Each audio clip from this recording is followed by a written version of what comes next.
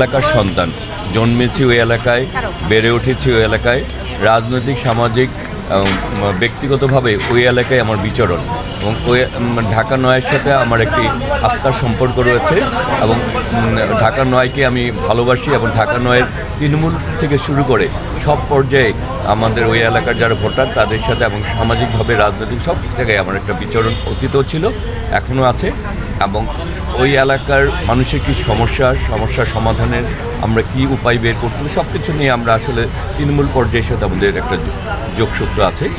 আমি বিশ্বাস করি যে আমরা আসলে যারাই প্রার্থী হয়েছি সবাইকে মিলেই আমরা ঢাকা নয়কে গড়ে তুলব। সেখানে যে বিজয় হবে পরাজিত হবে সেটা ব্যাপার না। আমরা মনে করি যারাই এখানে প্রার্থী হয়েছেন তার সবাই ঢাকা নয়কেই ভালোবাসেন।